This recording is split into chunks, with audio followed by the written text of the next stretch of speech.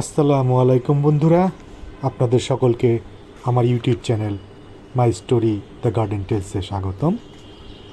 আশা করি সবাই ভালো আছেন এবং সুস্থ আছেন। আজকে আমরা এই ভিডিওর মাধ্যমে কাঞ্চন ফুল সম্পর্কে জানব। আশা করি সবাই সম্পূর্ণ ভিডিওটিতে আমাদের পাশেই থাকবেন।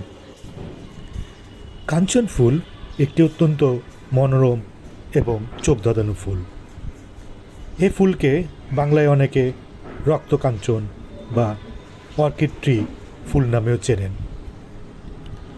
এটি একটি মাঝারি আকারের পর্ণমোচী গাছ, সাধারণত 3 থেকে 5 মিটার পর্যন্ত লম্বা হয়ে থাকে। এর পাতাগুলো প্রজাপতির ডানার মতো 2 ভাগে বিভক্ত, যা গাছটির বিশেষ সৌন্দর্য বাড়ায়। এ ফুলের রং সাধারণত গোলাপি, বেগুনি বা হালকা ম্যাজেন্ডা হয়ে থাকে। সাধারণত 5টি পাপড়ি থাকে। ফুলের মাঝখানে লম্বা স্টেমেন থাকে, যা অত্যন্ত সুন্দরভাবে চোখে পড়ে। এক একটি ফুল দেখতে অনেকটা অর্কিড ফুলের মতো, তাই অনেকে একে অর্কিড ট্রি ফ্লাওয়ার নামেও চিনে থাকেন।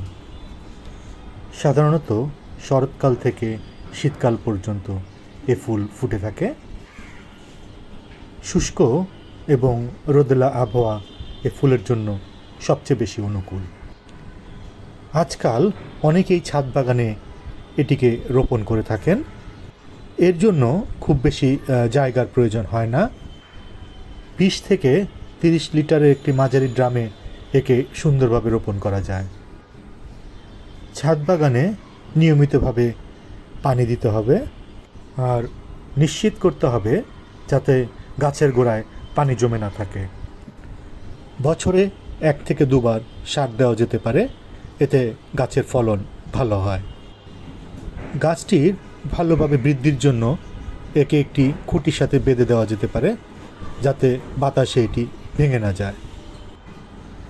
কাঞ্চন ফুলের গাছ বাড়ির পরিবেশকে শান্ত, প্রাকৃতিক ও মনোরম করে তোলে। এ ফুলের রং মানসিক প্রশান্তি এনে দেয়। আজ এ পর্যন্তই বন্ধুরা। আশা করি ভিডিওটি আপনাদের ভালো লেগেছে।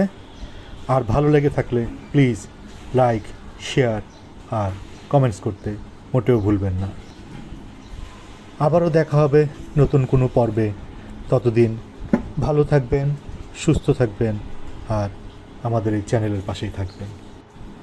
ধন্যবাদ সকলকে বন্ধুরা, ভালো থাকবেন। আসসালামু আলাইকুম ওয়া রাহমাতুল্লাহি ওয়া বারাকাতুহু।